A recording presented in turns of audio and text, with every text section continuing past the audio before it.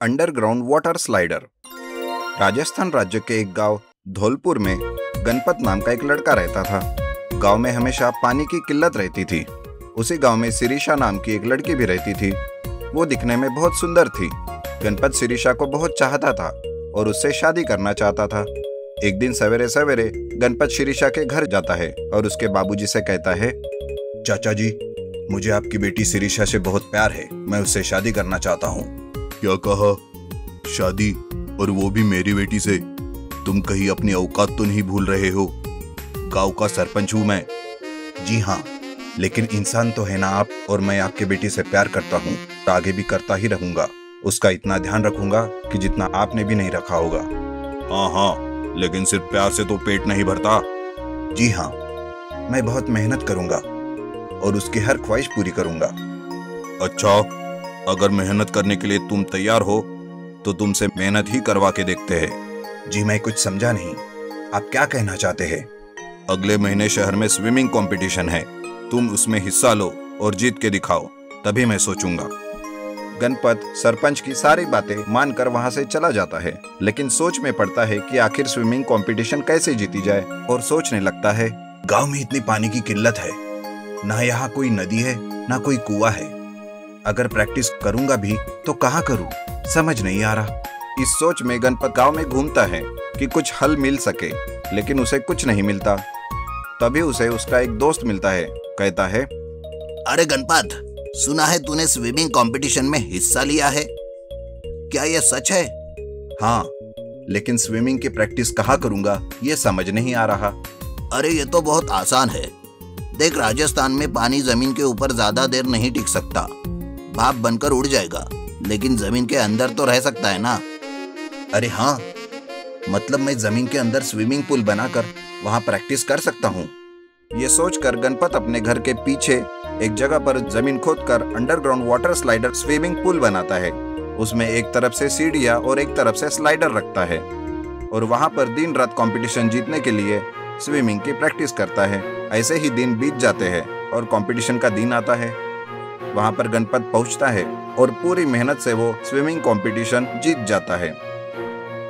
चाचा जी उसे कहते हैं, शाबाश गणपत बेटा, तुमने ये कंपटीशन जीतकर इस गांव का नाम रोशन किया है। और आज मैं ये ऐलान करता हूँ कि मैं मेरी बेटी शिरीषा का विवाह तुम्हारे साथ ही करवा दूंगा। बहुत बहुत शुक्रिया चाचा जी। लेकिन बेटा, मुझे एक बात बताओ, इतने कम समय में तुमने आखिर स्विमिंग कहाँ और कैसे सीखी, वो भी जब हमारे गांव में इतनी पानी की किल्लत है? चाचा जी, इस बारे में मुझे मेरे दोस्त ने मदद की है। उसने मुझे आइडिया दिया था कि पानी जमीन के ऊपर नहीं लेकिन अंदर जरूर रह सकता है। इसलिए मैं आपको मेरा बनाया हुआ underground water slider swimming pool दिखाना चाहता हूँ। चलिए मेरे साथ। गणपत चाचा जी और कुछ लोगों को अपने साथ लेकर underground water slider swimming pool में लेकर जाता है।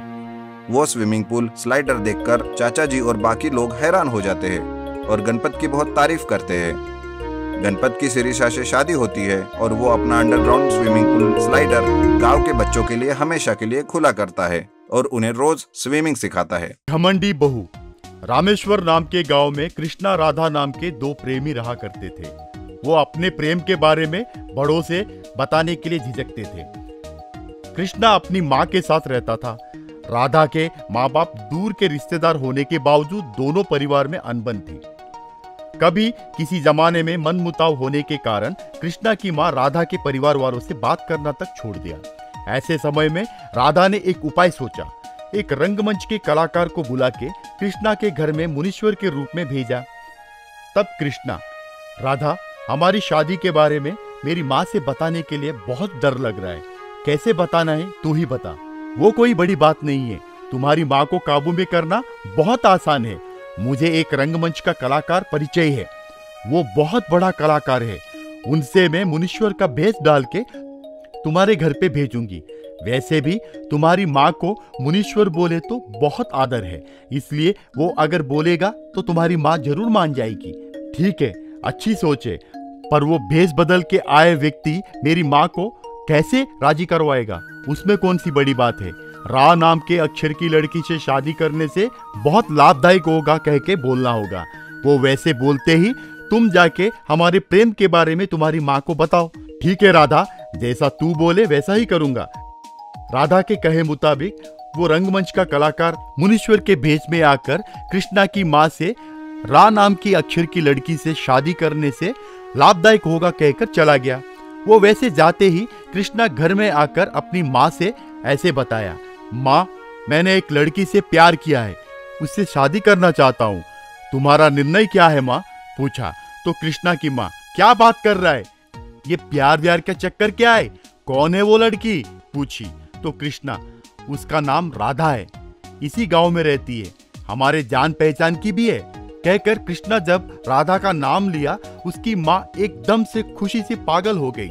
उनके माँ बाप के बारे में जानकर थोड़ा गुस्सा होने के बावजूद बेटा पसंद करता है और वो मुनीश्वर के कहे रा अक्षर वाली लड़की से शादी करने जा रहा है, सोच के उन दोनों की शादी करवा दी। वैसे घर में पैर रखते ही राधा अपनी जिम्मेदारी भूल के सास के साथ झगड़ा करते हुए घमंड दिखाने लगी।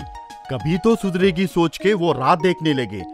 एक दिन घर पे मेहमान आ रहे थे जानकर सास बहू से, क्यों बेटी राधा, आज हमारे घर में मेहमान आने वाले हैं, उन्हें अपने हाथों से स्वादिष्ट खाना खिलाना, डाइनिंग टेबल के ऊपर उन्हें खाना परोस के बाद में बर्तन सभी आंगन में रखकर ठीक से धो डालना, बोली।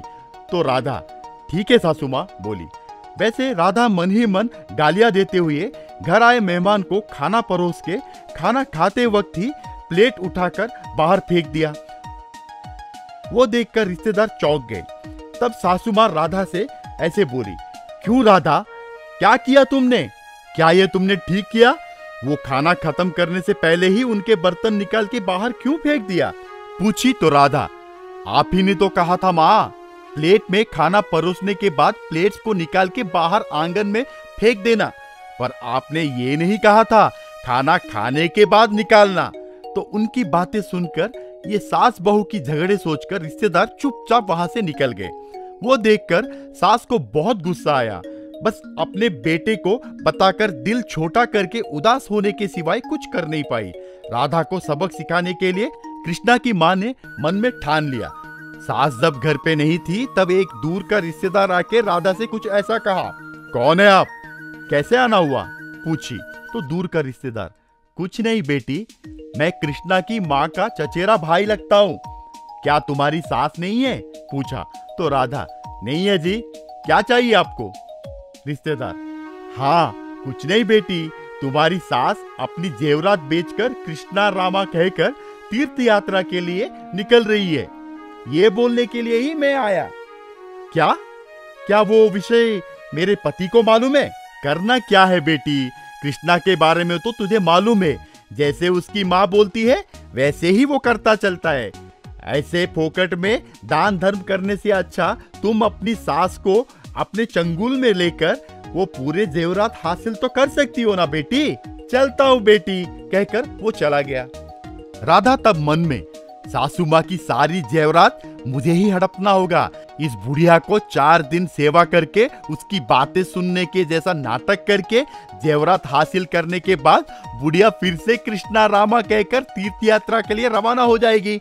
एक बार गई तो वापस नहीं आएगी, तब मैं आराम से रह सकती हूँ, सोची। उस दिन के बाद अपनी सासू माँ के साथ ठीक से बर्ताव करने के जैसा नाटक करती रहती थी। ऐसे कुछ दिन बीतने के बाद राधा को अचानक बुखार हो गया। तब कृष्णा की माँ राधा के सर पे गीला पट्टी डाल के घर का पूरा काम करके बहू की सेवा करने लगी और बुखार कम होने तक दिन रात बहू की देखभाल की। सासू माँ की सेवा देखकर राधा का मन पिघल गया और पश्चाताप पाकर सासू माँ से माफी मांगने लगी। कृष्णा घटी सारी बातें राधा को बता के आगे से ठीक से रहने की हिदायत दी। उस दिन के बाद सास बहू दोनों बिना झगड़ के खुशी खुशी जीवन बिताने